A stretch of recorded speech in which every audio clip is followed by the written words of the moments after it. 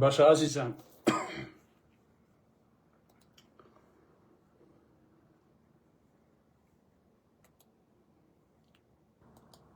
بەخێر بێن خۆشەویستان بەخێر بێن وردە وردە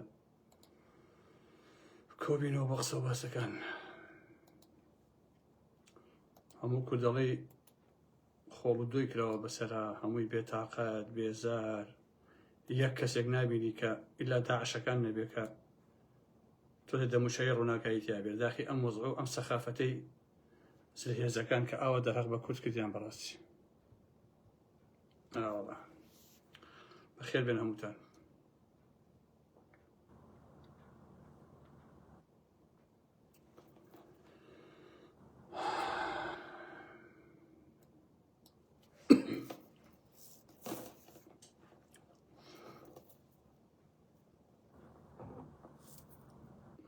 بەخێر بێن سەر چاوان هاتن خۆشەویستانی من بەخێر بێن یاخۆ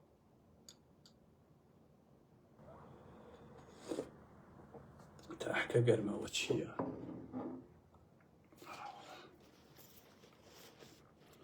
بەی بە ئاگر کوڵاوە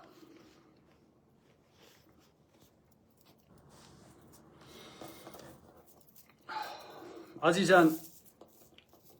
پێشتر لەم بەرانەوە قسەمان کرد ئەم شەویش تەحەموولتان هەبێت کۆمەڵی قسە و باسەکەین لەسەر ئەو ڕووداوانەی کە ڕوەدەن بەڕاستی لەسەر ئەوەی کە تورک و جۆلانی ئەیانەوێت کە کورد ئەنفالکەن لە حەقیقەتا لەسەر ئەوانە بەداخەوە قسە و باسەکانی خۆمانەکەین و ڕەخنش لە خۆمان و لە هەمویان ئەگرین جا من لێرەوە وردە وردە ئەشمە ناو بابەتەکانی خۆم هیوادارم بە وردی جێ بگرن و سێری لایڤی پێشووترم کەنەوەی هەفتەی ڕابردوو دەڕۆژ بەر لە ئێستا کە لەو کاتانەیە من بە تەواوەتی باسی ئەو هەلوو مەرجانەم کردووە خۆی کار ساتەکە ئەوەیە کوردانی ڕۆژئاوا هەر عەرەب و تورکەکان دوژمنیان نین دوژمنی هەرە خائینەکان بەڕاستی ناوخۆی خۆمانە ناوخۆی کوردە مەسعود بازانی پێشتری ژووتم و ئێسا ئێڵێمەوە دژی ڕۆژئاوا هەسەدەیە زۆر دەمێکە داخەکەم کە ئەم جارەیش جێگای گرت لە پیلانی ئەردۆغان و میت دژی ڕۆژئاوای کوردستان پاتی کرێکارانیش پێویستەکە ئیتر لەو واقعە تێبگات کە شانسیاندا بە تورکیا بۆ ڕێککەوتن و بۆ ئاشتی بەڵام تورکیا هەنگایە نەهاتە پێشەوە پێویستە ئەوانش بێنەوە مەیدان و دەست بە نەچەک و شەڕ بکەنەوە ئەوەی کە ئاپۆ هەوڵی بۆدا تورک نایکات تورک سوورە لەسەر نەمانی کورد لە هەر چوارپاچی کوردستانە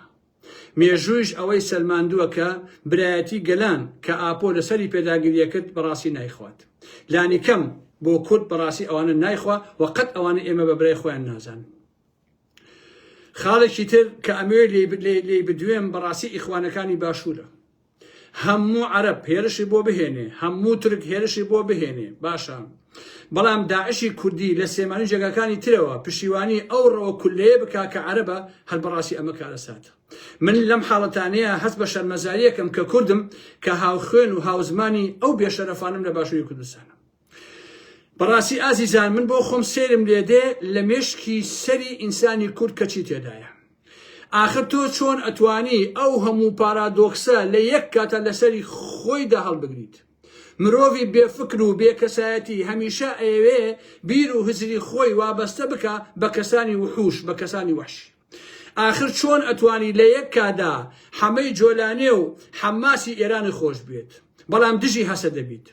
لە کاتێکدا حەمەی جۆلانێ دژی ئێرانە بە وشەیەکی داکۆشی لە حەماس ناکات تۆ جوولانێ بەڕاست ئەزانی کە باشووری وڵاتی تەسلیمی ئیسرائیل کردووە بەس لە پێناو ناوبردنی کوردە کەچی تۆی کورد جوولانی بە فریاڵڕەسی ئیسلام و جیهانی تیرۆریستی سون نازانیت ئەم ئیزدیواجیەدە مانای چییە لە مێشی ئەمانەیە ئیسماعیل هەنیەت پێشەهیدە بەڵام کوشتنی حەسەن نەسڕڵڵات پێخۆش باشە مەلا هەڵۆ ئەڵێ چی ئەڵێ جۆلانی نوێنەری خوایە و خوا نردێتی بۆ سەرام عەرزیە تۆ سێری ئەو بێقیمەتیەکە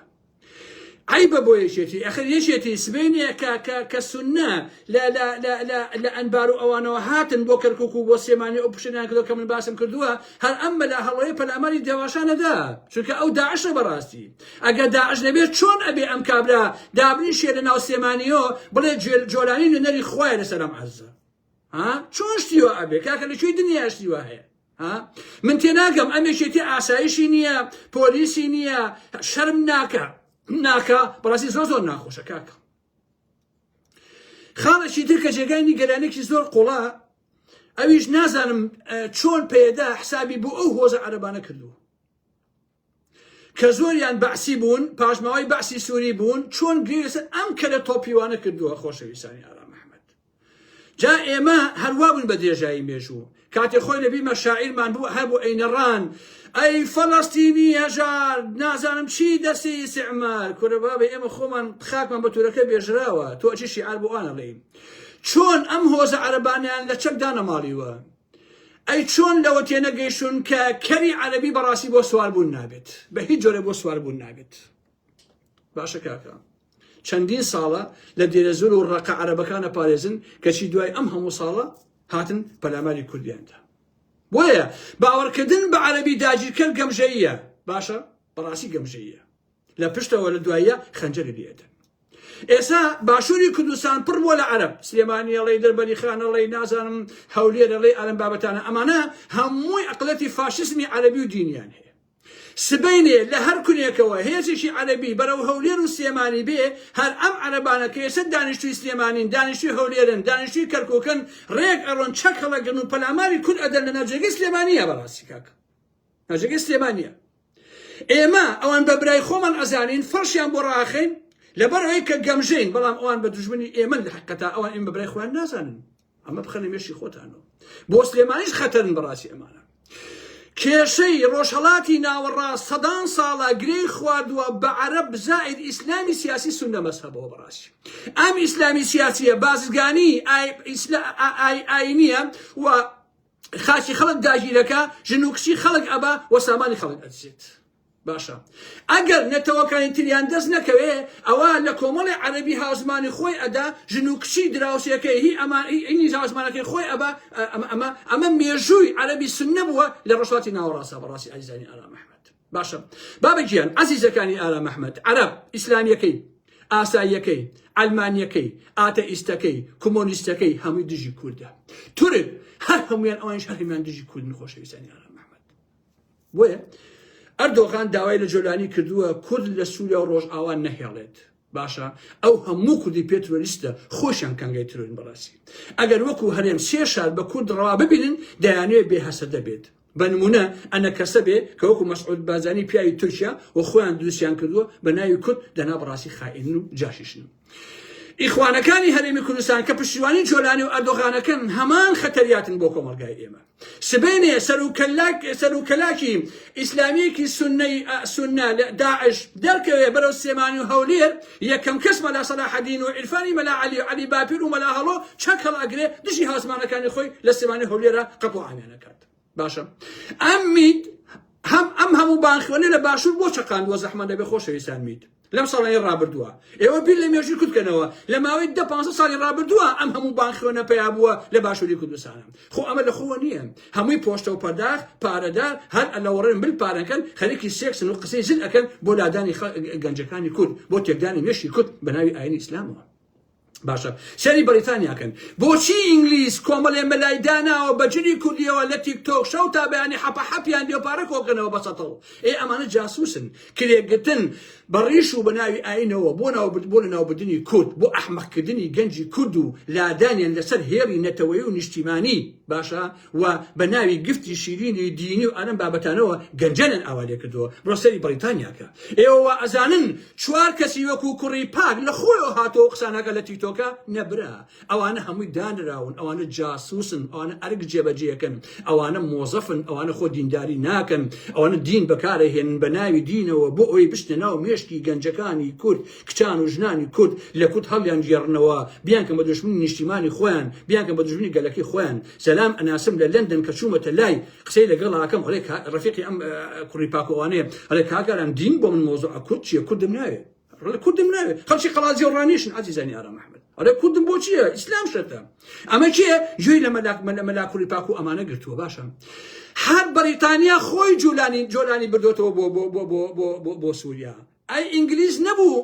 ئەی ئینگلیز لە مێژووە ئێمەی وانە نەکردووە خۆشەویستان خاچنی پاچە نەکردووە ئەمەی واقعێتی حاڵی کورد باشە ئێستا خۆ ئەبینن لە ڕۆژئاوا پەلاماری ژن و مناڵی کورد ئەدرێ کوردی داعشی هەیە لە بەریتانیا سلێمانی هەولێر جێگەکانی تر هێندە بێشەرەف و بێئابڕوە گەس باڵاکە و پێی خۆشە ئەڵێ جۆلانی سەرکە و باشن و کچی کورد ببن بۆ خۆیان بە ئارەزی خۆیان تێگەیشتن لەمە زۆر ئاسانە باشە لە سەدان ساڵی ڕابردوودا لە ناو عەرەبەکان و تورکەکاندا یەک کەسی ئاوا نابینی بەس لە کووردا هەیە ئەمیش هەمووی دروستکراوی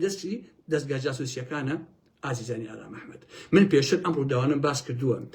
لەم هاوکێشانەی سووریا مەسعود بازانی ڕۆڵی خیانەت ئەبینێ من هەر تێناگەم ئازیزان پێیەدا مێژووی بنەماڵەی بازانی چۆن ناناسێ چۆن نەیخوێندۆتەوە چۆن ئەبێت تۆ بێتە لای بنەماڵەی بازانی ئەوان ئەتفرۆشن کاکی شیرینم ئەوان ئەتفرۆشن مەگەر بنەماڵەی بازانی نەبوو لە ئەردەن لەگەڵ سوننەکان ڕێکەوت و دوایش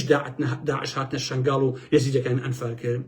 خۆ مەسعود بە ئاشکرا پیاوی تورکیایە تۆ چۆن متمانە بە پیاوێکی تورکی دەکەی بە خۆی و جامانە سوورەکەیەوە بۆچی ئەچیتە لای و لەگەڵ ئەوواکەی بنەماڵەی بازانی نەبوو خەندەقی لە سنووی ڕۆژئاوا هەڵکەند ڕێگەی نە ئەگەر خواتنتان بۆ نەیەت ئەی ئەنە کەسەی دروست نەکرد تاوەکو بەدیل ئێوە ببێ بۆ ڕۆژئاوا لەگەڵ میتا خۆیەکێتی ئەبوایە لەگەڵ ئەمیشکانە بە ئاسمانە خواردەمە نوشتی ببردایە بۆ ڕۆژئاوا پارتی نەئەهێش لە ڕێگەی زەمینیەوە بڕوە خۆ لە بیرمان چۆتەوە کاک لە بیرمان نەچۆتەوە عەزیزانی ئارام ئەحمەد باشە مەگەر ئەوەی زانیویانە چ خەتەرێک لە گۆڕایە هەیە چ هەوڵێکیان داوە وتیان بابشێن لایەن بەشم سەر بگرێ یا سەر نەگرێ ئێستا ناگرێ بەڕاستی چۆتە لەگە خاینێکە دانیشی چونکە ئەگەر بنەماڵەی بازانی نێتیشیان پاک بوو بێ ئێخۆ هەر هیچ نینەوەن کاکان نۆکە سیفەتن برای من مێژووی بنەماڵەی بازانی یعنی خیانەت ئەی هاوار تۆ تاکەی لەمە تێناگەی بە قوربانێ بم بنەماڵەی بازانی هەسەدە ئەفرۆشێ پەکەکە ئەفرۆشێ کورد ئەفرۆشێ هەموو شتێ ئەفرۆشێ کاکە لە پێناوی مانەوەی خۆیە تا دێژە بە تەمەنی خۆی بە دوایش خۆشی لە ناو ئەچێ دانیشتنەکەی پێرێ لەگەڵ نێردە خێڕیەکەی ئەمریکا و مەسعود بازانیە مەسعود بازانیشی لێبوو خۆ ڕوخساری مەزلوم عەبدی هاواریە کرد کە چ خیانەتێک لە گۆڕێدایە کاتێ دەستەکانی ئەجوڵان دیار بوو کە چەندە نیگەرانە دەموچاوی ڕەشداگە ڕابوو ئەو نەکبەتەی ئەو میلەتە دامەوە فەقیرە کە ناوی کوردان مەزلوم ببێ و نەبێ سەرکەوێ و سەر نەکەوێ ئەمە خۆشەویستی هەر چوار پاشەی کوردستانە هەر بە خۆشەویستی ئەمێنێتەوە داخەکەم کە ڕۆژگاری سەخیف وای لێ ئەکا لەگەڵ مەسعود دابنیشێ و عەقڵی سیاسیان ئەوەندە ئیش ناکا باشە کە تێبگەن لەوەی کە بنەماڵەی بازانی چی داخەکەم بۆ کورکە هەر چەند ساڵێ ئاوایان بەسەر دێ و هەڵەی خۆشیانی تێدایە بەڕاستی خۆشەویستانی ئارام ئەحمەد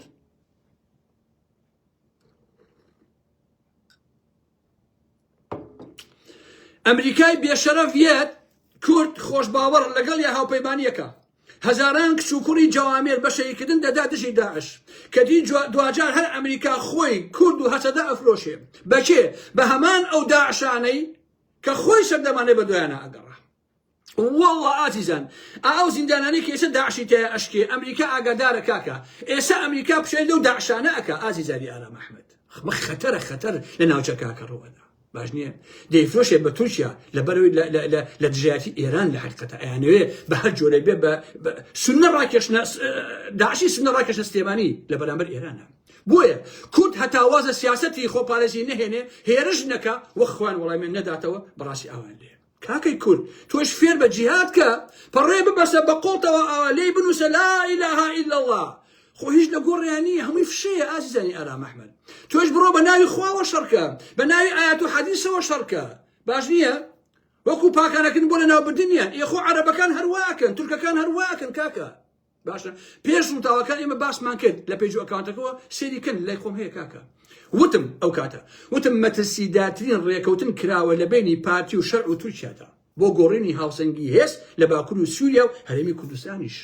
کاکە خۆ هەفتەی پێشوو من باسم کردووە لایڤەکەم ماوە بڕۆن گوێی لێبگرن ئەی هاوار کاکە حەقیقەتەکان هەمووی باس کردووە برای من پرۆژەی پشتێنەی سونی تا کەرکووک و مووسڵ هەوڵدان بۆ گۆڕینی هەرێمی کوردستان بۆ بەشێک لەو بەرەیەی کە تورکیا لە باکووری سووریا دروستی کردووە ئەمە هەوڵەکانە بەڕاستی لێدانی هەسەدا ئامانجێکی هاوبەشی هەردووکیانە کە پێشترن باسم کردووە ئەم قسانە تازە نین هەفتەیەک بەر لە شەڕەکە من بەڕاستی ئەمانم باس کردووە جۆلانی و بەرەکەی فشارەخەنە سەر ناوچەکانی ژێرساتی هەسەدا تا بە تەواوی دان ڕوخێن و دان وەشێنن. باشە من وتم پارتی زانیاری و ئاسانکاری جوڵە و هێز و گاندی لۆجستی هەواگری ئەیە بە میت و ئەیدا بە جۆلانی. باشە دروستکردنی ڕێڕەوی سنی پیلانەکە ئەوەیە کە ناوچە سنی نشینەکانی سووریا بە ناوچەکانی ژێردەسەڵاتی پارتی لە هەرێمی کوردستانە ببەستنەوە بە مووسڵەوە بە ئەنبارەوە بە کەرکووکەوە بە هەمووی بیبەستنەوە کاکە ژیان. ئایلەوە ئامانجی ئەمانە لە ناوبردن و گۆشەچیکردنی هەسەدەیە گۆڕینی سنووری فەرمی هەرێمە لەگەڵ کوردانی سووریا بۆ سنوورێک کە لەگەڵ هێزە سێبەرەکانی تورکیا ئاوایەکان گیر بێ بەڕاستی. باشە تا پارتی پێگەیەکی بەهێزی هەبێ بەرامبەر بە شیعەکانی عێراق و ئەلەم بابەتانە. من ئەمانم پێش و داواکان وتووە بڕۆن خۆتان گوێ لێ بگرن بزانە قسەکانی من دقیق بوو یا دقیق نەبووە. باشە من پێشتر باسی میدیاکانی پارتیم کرد وتم ئەمانە درۆیانە کرد گوایە پشتیوانی هەسەدە و کوردانی ڕۆژئاوا ئەکەن. هێشتا هیچ نەبوو بوو پێیجە سێبەرەکانیان دەیاننووسی دەسەڵاتی هەسەدە کۆتایی هات لە ناو چوون. باشە بۆ ئەوەیە ئەنە کەسەی خائین واتە میت لەوێ خۆی بکە بە خاوەن قەزیە کە مایەشی کورد بڕ ئەکا و دوجار ئەوان وەکو حەسەنی خێری فت ئەکەن و کۆتاییان پێدێ بەڕاستی. نوێنەری ئەنە کەسە دوێنێ ئەیود ئازیزان هەسەدا نوێنەری ئەنە کەسایی و هەسەدا نوێنەری کورد نییە. ئەی تۆی میت بەچکە جاش نوێنەری کوردی لە ڕۆژئاوای کوردستان تۆیە کە ئەوەنە زەحمەتی نەکێشەوە بۆ کوردانی ڕۆژئاوا تۆیە کە یەک فیشەکە نەتەقاندووە تۆیە کە ئەم هەموو ساڵ نەتوانیوە مناڵێک بپارێزی تۆیە کە نەتوانیوە بچوو ئارەق بکەیتەوە لە پێناوی کوردانی ڕۆژئاوایە ها ئەمانە لەسەر هێڵی خیانەتن ئەمانە نۆکەری تورک و نۆکەری جۆلانین بەڕاستی. باشە ئەمە ئەیانەوێ مەسعود بکەنە میر. باشە ئەمە ئیشەکەیانێ مەسعود ئەبێ لەوە تێبگا خۆ باوکی 75 ئاش بەتەڵیان پێکرد کە ئەمریکای ئاش بەتەڵی بە باوکی مەسعود بارزانی کرد. نازانم بۆ ئەم کوردە فێر نابێ نازانم کورد بۆ تێناگا بەڕاستی کاکە تۆ مەلا مستەفای باوکی ئەمریکا پشتی تێکرد و ئاش بەتەڵەکەی پێکرد کاکە. باش نییە ئەو ڕێکەوت ئەو سەدام و شای لە جەزائیر گیان بە یەکتر. باشە کە هەسەدە نەمێنێ و پەکەکە نەمێنێ و یەکێتی نەمێنێ و چێنێ پارتی و بنەماڵی بازانی ئەمێنێ ئەو کاتە وەکو جاشێک حساب لەسەرەکەن قۆنەرەشی پێپاک ناکەنەوە بنەماڵی بازانی هەر قۆنەرە پێپا ناکاتەوە جۆلانی و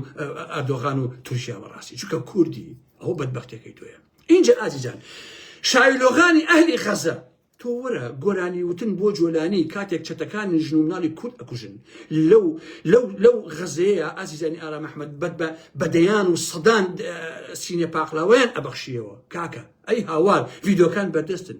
کەچی کوردەبۆرەی سلێمانی و هەڵەبجە و سەیسایەق و چێ ئەمانە پارە کۆکەینەوە بۆ غەزە و بۆ مناڵانی غەزە کورە هەردەک دی مناڵی غەزە دەرەهاو کە مناڵەکانی خۆم ئاوایان لێبێ ئەوە ئێوەی بێشەرەفن کە داعیشن دوای غەزە و دوای فەڵەستینەکەون ئەوانی داعیشن هەڵەپەڕن ئەڵێن بڕۆژن و کچی کورد ئەنفالکەن و بیان خەنە ژێر خۆتان. باشە کاکەم بەسینی پاقلان ئەبەخشیەوە بە ئاڵای کوردستانی شەرع ئاوازەرە بلێیا بوو. باشە كان احتفالا بتحرير سوريا من قصد هوا لسرهنا كانوا نسيبان إنجا خوش بيسان ريكوتنا كي مظلوم عبد أحمد شرع لبناخه وريكوت النبوة باجنية بزور أما سبين راوة يعني شارسني براسي دوێنێ هەندێک کەس ببی لە خۆی خێرا پەلەیانە کرد و قسەیانە کرد و ئای هەسە دەوای کرد و بۆ شەڕناکەوە بۆ ئەوە ناکە خۆم هەروەهوانتە نییە کاکە تورکیا سەری مارەکەیە تورکیا هەموو گروپەکانی خۆی کە چەندین ساڵە پارەیان ئەداتێ نادوتە ناو ئەم شەڕۆنەوە ئەم هێرشانەوە ئەم گروپانە ڕاستەوخۆ قسەی تورکیا وەرەگەن نەک جۆلانی حتا جۆلانی دەسەڵاتی بەسەر ئەمانە ناشکێ ئەوان ئەیانەوێ تا ئەنفالکردنی کورد بڕۆن ئەیانەوێ هەسەدە و کورد ڕۆژئاوا نەهێڵن ئێستا تورکیا بە تەواوی دژی ئەو تۆتە ڕێکەوتنێشە کە هەسەدە لە سەدا چلوی خاکی دەستاوە دژی ئەوەیشە ئەوە تا ئێستا نەکەوتە ڕێکەوتن ئەوش کۆتایی پێهاتوە ناگەنە ڕێکەوتن ئەمریکا ڕاستەوخۆ و توێتی ئێمە لە ژێر فشاری تورکیا داین کێشەی ئێرانمان هەیە یەکلایی نەبووتەوە قەتەر و سعود پاپەشی تورکیا ئەکەن بۆ لێدان لە ئێوە باش دیێن ئەی خۆ من پێشتر وتم هەسەدە و تورکیا چاویان لەکردنەوەی ڕێگای بازرگانیە ئەین عەفو جۆلانی و تورکیا لە نێوان ناوچەکانش ساڵی هەسەدەیە یعنی هەم جۆلانی و هەم تورکیا چای لە ناوچەیە بۆ غازە بۆ گەنمە بۆ ئەمانەیە ئەوە تا ئێستا وزەیان داوە بە شێڵ ئەوەی کە لە ئەوروپا هەیە باش دیە ئەو منتیقەی کە وزەی تیا دوو ڕۆژە گرتووانە هەر ئەمڕۆ دایان بە شێڵ و واژۆیان کرد کە شێڵ ئەڵێ من لەگەڵ حکومەتێکە واژۆ ئەەکەم ئەویش حکومەتی دیمەشقا و ئەویان کردووە هەمووی بازرگانی ئەکەن بەسەر ئێمە و کورد بەکارە هێن و دوای تەواو واسی دەهێنن باش دیە بۆیە خاڵی سەرەکی پەلاماری ئەو ناوچەیە بۆ ئەوەیە کاکەژیان اینجا ڕێکەوتنەکە ناچاریەکیش پێ بە پێی دوایین زانیاری کە ئەمڕۆ ئەم ئێوارەیە بووە ڕێکەوتن نەکراوە بەڕاستی چونکە ئەوان لە دوێنەوە هەر لە هێرشان چونکە نانێت ڕێکەوتنەکە درۆکن بەڕاستی ئەوان ئەیانەوێ بە ناوی کورد و هەسەدە مولحیدە و نەتەوەین و ئەوەش نەهێڵن کە هەیە ئەوان دژی کوردن کورد ئێمە بۆچی ئەمە نابیستن بەڕاستی مناڵ ئەگرن لێ پرسن کوردی یان موسڵمانی ئەگەر بڵێ کوردم ئەیکوژن باش نییە ئەگەر کشیش بێ بڵێ مسلمانم ئەسلەکەن بە کەنیزە بۆی سواری بن کاکە ئەمە سونەی عەرەبی و سونەی تورکیە کاکە اینجا خیانتی هۆزە کوردیەکە عەرەبەکان بەلەوەوە بوەسێ کە زۆر قورس بوو بەڕاستی و باس بوو لەسەرەوە اینجا تورکیا گروپەکان پەلاماریان داوە دەیان هەزار داعش پەلاماریان داوە دیمەشق جیهادی ڕاگەیاندووە نوێنەری ئەمریکا تۆمبارات بازرگانە فرۆشتن و لە ژێر فشاری تورکیادا بوون باشە چاویان لە ئارامی ئەو ناوچەیە تا بە ئێران ڕابگەن و پەلاماری ئەوێ بدەن سعودی و قەتەر مادی و معنەوی شوتە پاڵی دیمەشق باشە ئەنی هەموو خلیج ئیسرائیل بە مامەڵە کوردی فرۆشتووە و پشیوانی کوردی نەکرد بە هیچ جۆرە بەداخەوە چونکە بۆ لەبەرەوەی هەسەدە 10 ساڵە نەیتوانی ببێتە هاوپەیمانی ئیسرائیل دوای ئەم عەرەبە خوێڕی حەگەڵ بەسەرانە کەوتە ڕۆژئاوای کوردستانە باژێ نەیتوانی بڕوا لەگەڵ ئیسرائیل ئیتفاقیە بکە بەڵام عەرەبەکان و خودی جۆلانی بوونە پیاوی ئیسرائیل لەگەڵ ئیتفاقەکە ئەچێ لە پاییز لەگەڵیان تا ئەنیشێ باشە بۆ ئەوان حەڵاڵە بەڵام بۆ کوردی دامە و قوربەسەر حرامە کاکە بۆیە هەمیشە ئێمەیان ئاوا لێ کردووە ئێمە ئەو ئازایەتیمان نییە وەکو هەسەدە یا وەکو فڵان و فچاوچین لەگەڵ ئیسرائیلا ڕێ بکەین باش نییە عەرەبەکان ئەڕۆن ڕێەکەون بەپێ بەژۆندەکانی خۆیان باش نییە ئێستا ئەمریکا و ئیسرائیل و هاوپەیمانی دیموکراسی قسەی قۆڕ هەر هەموو دۆدەسە دەچوو خۆشەویستان باش نییە خۆ مەزلوم عەبدی ڕێکەوتەکەی نەکردبوو ئازیزانی من ئەگەر ئەو ڕێکەوتەکەی بینیوە چۆن دەبێت ڕێکەوتنێک خاڵ بە خاڵ نووسرابێت و بڵاو کرابێتەوە بەڵام ڕۆژێ دوای ئەوە واتە ئەمڕۆ مەزلوم عەبدی چۆ بۆ دیمەشق بۆ ڕێکەوتنەکە بەڵام دوێنێ خاڵ بە خاڵ بڵاو کرایەوە یعنی لە دەرەوەی ئەو نووسراوە ئەم مەجبور کراوە کە بڕوا بۆ دیمەشق ئەگەر ئەم بیکردایە ئەمڕۆ ناڕۆژ بۆ دیمەشق بەڕاستی ئەمڕۆ چۆ دیمەشق بەڕاستەکە نەکراوە ڕێکەوتن نەکراوە چونکە ئەوان بڕیاری پاکتاوکردنی کوردیان داوە ئێستا ئەبوایە ئەگەر پارتیویەکێتی ڕاستەکەن بە تایبەتی بنەماڵەی بازانی کە لەو خەتایە ئێستا ئەبوایە 100,000 کورد بە ژن و بە پیاوەوە لە سەسن و پڕنێتەوە بۆ ڕۆژئاوای کوردستان وەکو ئەوە پشتیوانیان لە کوردستانی ڕۆژئاوا کردەیە ئەبوایە ئێستا ئەگەر مەسعود ڕاستەکە درۆ ناکە قسەکەی من درۆیەوە و مەسعود خائین نییە لەگەڵ جۆلانە ڕێنەکەوتووە لەگەڵ تورکیا ڕێنەکەوتووە دەبابشی ئەوە بکە زەحمە نەبێ داوا لە هەموو کوردەکان کە ناڵێ پارتیان ناڵ 1 میلیۆن دەنگم هێناوە دەبا لەم لێندەنگەی خۆی 100,000 کەس کۆ بکاتەوە هەر بە بێچەک بینێنێ بۆ ڕۆژئاوای کوردستان بۆ سنوورەکان بڵێ ئێمە ئەوە قبوڵ ناکەین وا لەگەلەکەمان بکەن ئەگەر پیاو بە بیکات کاتە درۆوەک اینجا بچمە دۆخی ئێران ئازیزانی ئارام ئەحمەد و ببێسمەمانەوە دۆخی ئێستا ئێران چییە سەرەتا تەمان خۆتان ئەزانن من کەسێکم گوێ بە تەخوین و کەس نادەم بەڕاستی بە ئازایانە قسەی خۆمەکەم سەرەتا حەزەکەم ڕای ئێستەی خۆم ئێستا لە دوای ئەم هەلومەجە کە بەسەر ڕۆژئاوا هاتووە ئەوەی پەلاماری کورد ئەدەن و پارتایەکن ئەنفالیەکەن ئێستا ڕای خۆم بڵێم باش نییە من دژی هەر چوار پایتەخت و دەسەڵاتی داژیکەری کوردستانم وەکو چی وەکو عەقڵ وەکو مەنتەق چونکە خاچیان داژی کردووم چونکە گەلەکەم ئەچۆسێنەوە بەڵام لە دوای پەلامارەکەی دوێنێ و پێرێ و ئەمڕۆ کوردانی ڕۆژئاوا ڕام گۆڕاوە لەم قۆناغەیە ئێران پێشتم ڕام جودا بوو بەڵام قسەم ناکرد چونکە کوربی ناکاتەوە خوێندنەوە ناکە یەکسەد تەخوین ئەکاتە پیاوی ئەمڕۆ من ئالەم کاتەیە کە پەلاماری هەچەتە دراوە کە داعشی سونەی عەرەبی و تورکی قەتڵ و ئامی گەلەکەم ئەکەن واتە لەم هەلوم مەرج و کاتە بە هیچ جۆرێک خوازیاری ڕوخاندنی حکوومەتی جمهوری ئیسلامی نیم ڕاستی باشە چونکە جۆلانی و هەرچی داعشی سونەیە کۆبوونەتەوە بۆ ناوبردنی کورد هەسەدە نەمێنێ لە ئەنبارەوە گروپەتون ڕەوەکانی داعش داخڵ ئەبن و پشتیانەی سونە لە سووریاوە تا عێراق تا کەرکوک تا مووسڵ تا سلێمانی یەن ئەوە بیخەنیمێشی خۆتانەوە شان بەشانی پاتی تا سلێمانی دێت چونکە پاتی لەنا ئەو خیانەتایە باشە تا ئەوێ داعشە سونیەکان لە مێژووی ڕۆژهەڵاتی ناوەڕاستە کارەساتیان خوڵقاندووە باشە سەربڕین نەبێ هیچ زمانێکی تر نازانن ئازیزانی ئارام ئەحمەد باشە گەلی ئێمە هەمیشە قوربانی ئیسلامی سونە بووین بە درێژایی مێژوو سەدامی سونە مەزهەب ئێمەی ئەنفال کرد جۆلانی سونە مەزهەب ئێمە ئەنفالەکە ئەردۆغانی سونە مەزهەب ئێمە ئەنفالەکە بەڕاستی باشە بەرەی شیعە بە پێچەوانەوە لە ئەنفالە یارمەتی کوردیاندا لە کۆڕەوە یارمەتی کوردیاندا لە هەڵەبجەی کیمیابارانە یارمەتی کوردیاندا هەر ئەوان بوون لە هەولێر و لە کەرکووک داعشیان تێکشکان ئەگینا داعش هەولێری گرتبوو کەرکووکی شێگرت کەرکووکی هەتا نوێی هاتەبوو هەولێرشی داگیرێکی بەڕاستی باش نییە ئەمە شیعەکان لە حقیقەتە ئەبێ ئێمە بیرکەینەوە بەڕاستیان بەرژەوەندی خۆمان لە چیایە بەڕاستی دوو هێز هەن هەردووکیان خراپن بەڵام کامیان خراپ و کامیان خراپترە بەڕاستی بەڵام ئەوەی کە سوننا مەذهبی سوننا و داعشی سوننەی تورکی و عەرەبی بە ئێمەیان کە بەدەژای مێژوو بەڕاستی هەر ئەوان بەرامبەر بە ئێمەیان کردویانە کاکەشێ لە هیچ شتێکە عەرەب یارمەتی ئێمەی نەیاوە تورک یارمەتی ئێمەی نەیاوە بەشی یارمەتی ئێمەی یاوە باش نییە ئەگەر ئێران بڕوخێ لەم کاتەیە داعش و چەتەکانی لە ئەنبارەوە تا سێمانی دێن ئازیزان لە منی وەربگرن ها هەر لە خۆ قسە چی قسە ئەەکەم هەموویەتە دی باشە هیچ کەس نییە بەدەن پێ بگرێت خەتەرن بۆ سەر دەسەڵاتی شیعەکان لە عێراقیشە ئەبێ عێراقیش ئاگاداری ئەو مۆزوع بێت ئەمریکای خوێڕی ئەوە تا ڕۆژئاوای فرۆشتووە باشە ساڵی 75 مەلام سەفای فرۆشتووە کوردانی ڕۆژئاوا 10,000 کچ و کوڕیان جەوامیریان بە کوشتندا دژی داعش دوجار خودی ئەمریکا و ئیسرائیل جۆلانیان هێنا هێزیان پێبەخشی کە ساڵانێکیش داعش بۆ بەڕاستی هەموو ئەو داعشانە کە ئێستا لە زیندانەکانە ڕاکەن هەر هەمووی ئەبن بە پیاوی ئەمریکا و پیاوی ئیسرائیل بۆ ئاگاداریتە باشە بۆیە نابێ کوردانی ڕۆژهەڵات پشت بە ئەمریکا و ئیسرائیل ببەستن ئەمە تەجروبەیە پشتی پێبەسی یعنی ئەحمەقی تۆش بەڕاستی کاکە ئەوان دۆستی ئێمە نەبوون و نابن هەر بەکارمان ئەهێن وەکو کاتێکی یاری ئەوە تا ئیسرائیل پشتێنەی بۆ خۆی دروست کردووە 40 کیلۆمەتر لە دیمەشقەوە دوورە بەڵام کوردانی ڕۆژئاوای فرۆشت چرکەی لێوە نایە بەڕاستی باشە چرکەی لێوە نایە بەخوا قەسەم ئەم قسەیەم بنووسنەوە بڵاویکەنەوە یەک سەگی ئێرانی لە تۆمبارەق نێدەی ئەمریکا لە سووریا شەریفترە باشە زۆر شەریفترە بەڕاستی لەو خوێڕەی کە نادێن ئەو چەچولۆچە مەگەر ئوتویکەی بەڕاستی ئەو بێشەرەفی بێقیمەتە کە ئاوە نژی کورد ئەو کارانەکە بازرگانێکی سەخیف بە ناوی تۆمباراکەوە باشە سبەینێ تاران بڕوخێ ئەمریکا چیەکە دەرمانخۆرێکی بازرگانێکی خوێڕی وەکو تۆمباراک ئەنێرێ بۆ ئێران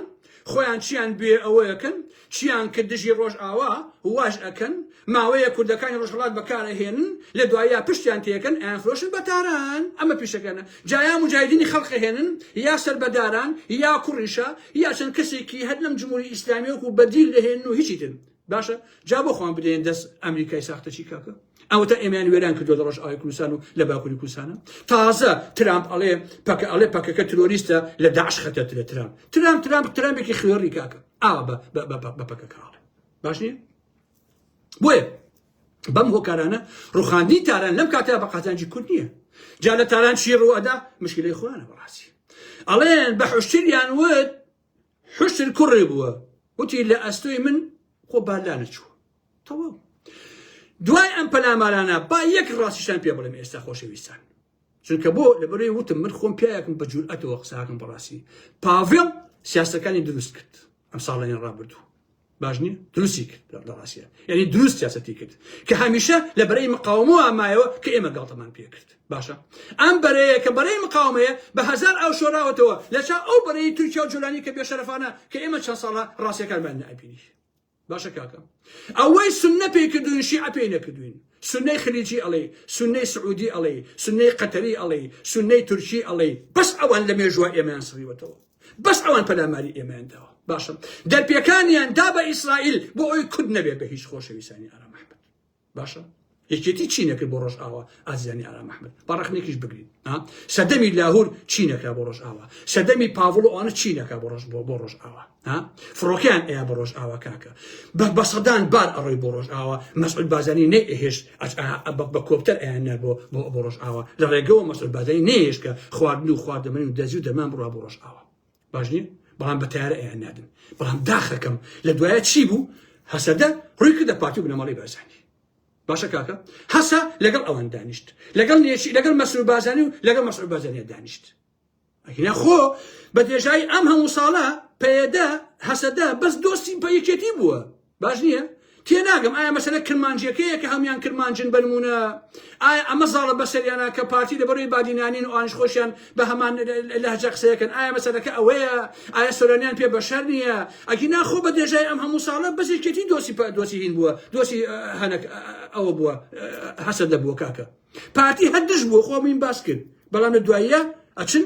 پشتەکەنە هەموو شتێ ڕێک ڕۆن ئەچنە سەنگەری پارتی بنەماڵی باجانیۆم ئەوانش ئاوە بۆ خۆی ئەیان فرۆشت باشە کاکە ئەمە ڕاستیەکانە کاکیشە بەداخەوە بەڕاستی بۆیە لە مەسەلەی ئێرانە باس و خواست ئێستا لەناو ئێرانە ئەگەر بە کوتێ بۆتان باسکەم هێشتا باس نرخی بەزبوونەوەی نرخی درا و پارە بیانیەکان و مەسەلەی کاڵا و ئەلم بابەتانە هەیە حکومەتی ئێران هەوڵ ئەیە لە ڕێگەی بانکی ناوەندی و کۆنتۆلی نرخەکان بکە بەڵام فشاری ئەو سزانی کە لەسەرەتی نایڵێ لەوە سەرکەوتوو بێت خۆشەویستانی بن پاشان ئەوەش بیزانین ئێستا سەردەمەکە گۆڕاوە زۆرێک لە وڵاتانی ناوچەکە و جیهان لە بری گۆڕینی ڕژێم کا لەسەر گۆڕینی ڕەفتارەکە باوەڕ بە ئەمریکا مەکرد بڵێ وەڵای ئێمە ئێران ڕوخێنین بە هیچ جۆرە باوەڕیان پێ مەکەن بەڕاستی تا ئێستایش کە لەگەڵ ئێوە قسە دەکەم فشار ئەخەنە سەر ئێران بۆ ئەوەی لە بابەتە ئەتۆمیەکان و سیاسی دەرەوەی تا نەرمی بنوێنێ نەک ئەوەی ڕاستەوخۆ بیانوی ئێران بڕوخێنن باشە بۆیە کە ئەم ئەمریکایە لە ساڵی 2026 و ساڵانی دواترا چیتر تەنها بیل لە ڕوخاندنی کتۆپڕ ناکاتەوە بەڵکو کار لەسەر چەند سیناریۆیەک ئەکا لە ئێرانە یەکێک لەو سیناریۆیانە ئەوەیە کە چۆن ئەفغانستانی بەجێهێشت بۆ ئەلقاعیدە باش نییە دژی ئێران و دژی ڕوسیا و ئەلەم بابەتانە ئەمەشی دروست کردووە لە سووریا کە ناوی جۆلانیە بۆ دژایەتی ئێران و بەکاریان جۆلانی مشکلیشێ بۆ پیاوی ئیسرائیل و بۆ پیاوی ئەمریکا و نەوتیان ئاەتی وزیان ئاەتی غازیان ئاەتی و ئەڵێ بۆ خۆ حرەسی ئەم بینەوتانە بە خۆ بۆ ئەمریکا هەر وایە بەڕاستی کەیش تااقەتی نەمەکی تێڵای لایەبات و خۆ ئیشی ئەمان هەر ئەوەیە بەڕاستی بۆیە پێیان وایە فشاری ئابووری دەبێ بگاتە ئاسەیە کە دەسەڵات ناچار بکات لە نێوان مانەوەی خۆی و بەردەوامی لە سیاسەتە ناوچەیەکانە یەکەمی هەڵبژێرێ واتە لە پێناوی مانەوەی خۆیان هەمووشی قبول بکات ئەمە پێی ئەوترێ گۆڕینی ڕەفتار لەژێر هەڕەشەی نەمانە ئەمریکا لێرەیە چاوەڕوانی ساتێک ئەکا کە ناڕەزایەتی ناوخۆیەکان و داڕوخاندنی تمەن بەیەکەوە بگەنە خاڵی تەقینەوە لە ئێرانە دوایش ئەمیش بڕاتە سەر حازی خۆی نیە دەبنێرێ ئەو بکەم بۆیە ئەمریکا چەندین ساڵە هەوڵ ئەدا ئێران لە چەندین بەرەی جیاوازە سووریا لوبنان یەمەن و غەزە سەرقاڵ بکات ئەم ساڵانەی هێشێک لە هەڵەکانی ئێران ئەو بوو بەڕاستی کە چۆنە ئەو وڵاتانەوە بۆ پاراستنی تاران پارەی سەرف کرد بەڵام ئیسرائیل و ئەمریکا توانیان خۆیان ڕیان کێشا لە حقیقەتا بۆ ئەو ناوچەیە ئیفلاسیان پێکرد پاریان پێسەرکرد دایشە ئەوەتە کەیسای بینی تۆچێک لە عێراق وجودی ماوە لەوەیکیان نەما بەڕاستی باش نییە بۆیە خۆشەویستان حاڵی ئێران بەو جۆرەیە دوای گۆڕانکاریەکانی فەنزەوی لاو نەمانی نیکۆلاس مادۆرۆ استراتیژی ئەمریکا بە زۆری ناشێت لەسەر ڕوخاندنی سەربازی وڵاتێکی تر بۆ شێوە کلاسیکی کە پێشە کردوێتی بەڵکو تیشی ئەخاتە سەر ئەو وڵاتانی کە بە تەوەری دژبەر دەناسێن یعنی دژی بۆ دروستەکە دەڕاستیە بۆیە ئێران لە لیستی پێشەوەی ئەو وڵاتانەیە کە ئەمریکا ئەوێ گۆڕانکاری ڕیشەیی تێدا بکات هەموو شێکە ناوچەکە ئەیکا تەنها لە پێناوی داڕمانی ئێرانەیە ئەوە بیخەنمێشی خۆتانەوە بەداخەوە ئەمە واقعیەتی ئەو ناوچەیە کە ئێمە تێداین لە ڕاستیە زۆر بەداخەوە و هەتاوەکو ئێستایش دیارە کۆمەڵی مزاهرە ئەوانە کراوە بەڵام بەڕێی ئارامەوە ئێشتا ئەمە بۆ ئەمە کەمە چونکە بۆ لەبەروی ئەنفالی میلەتێک دەڕۆژ ئاوا بەڕێگاوەیە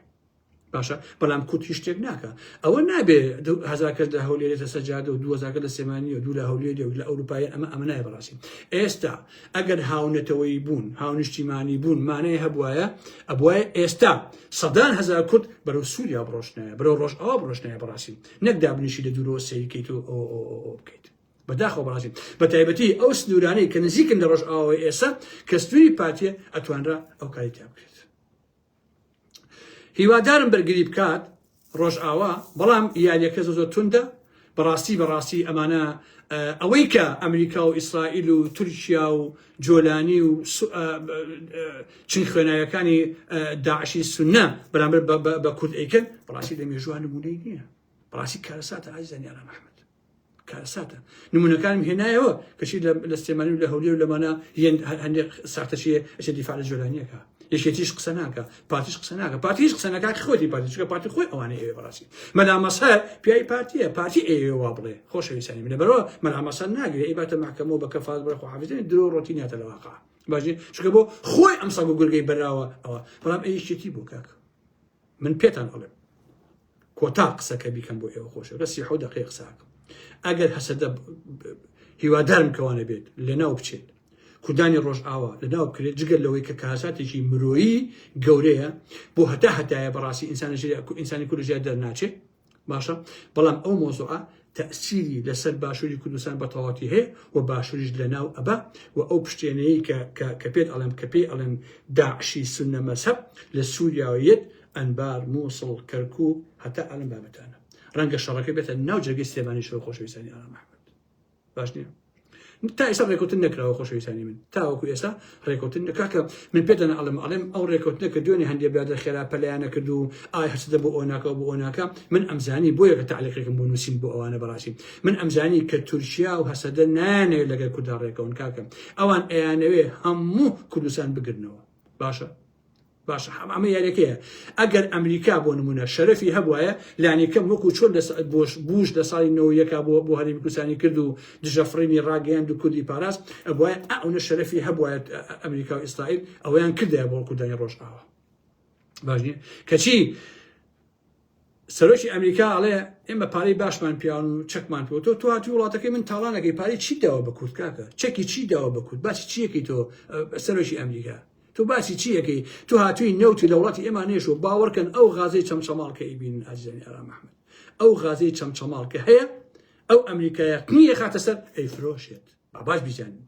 قنیە خاتە سەر ئەیفرۆشێ نەیەکێتی نەپاتی کەس ناتوانێت تۆ داخۆی دەکات یەک عەقدەکە ڕەنگە لەگەڵ حکومەتی عێراقیە دوور نییە ئەگەر سەرکەوتوو بن حکومەتی شیعە لە عێراق هەللا نەبن ئەسڵەن حکومەتی شیعە لە عێراق لا ببن و سونەی بخەنە سەر داعش بهێن بیکەن بە حاکم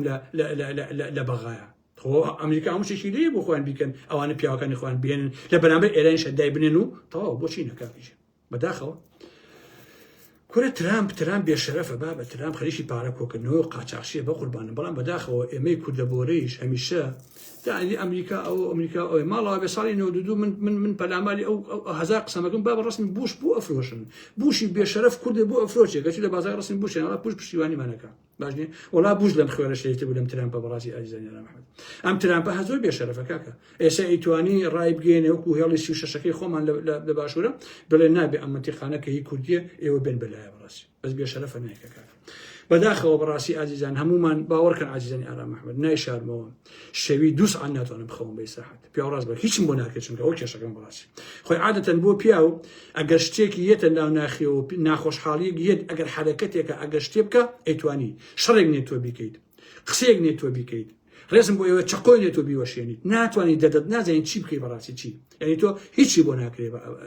لە واقع تۆ بدا بنیشی قسە بکەیت باشە بەڵام خەڵکی ترکە لە دەڤەرەکە هەن بە تایبەتی دەڤەری ڕۆژئاوای کوردستان ئەتوان ئەگەر ڕاستەکەن بەڕاستی ئەگەر پارتی ڕێگان پێدا بەڵام پارتی ڕێگە نادا بەڕاستی چونکە پارتی خۆی لە ناو ئەو سێ کوچکەیە با باش بیزانانی یەکەم کەس بووم لە کووردا وتومە مەسعود بارزانی لەگەڵ جۆرانی میتا ڕێکوتنی کردووە بۆ نەمانی هەسەدا باش ئەمە من ئەوە ئێوە باشە کاکە ئیتر بەخواتان ئەسپێرم ئازیزان خواتان لەگەڵ ئەوە بەشێ لە قسە باسەکانم بوو ئێمەوە سەرخەت لەگەڵتانە ئەبم با بزانین زانیاریەکان بەچی ئەچێ هیوادارم کە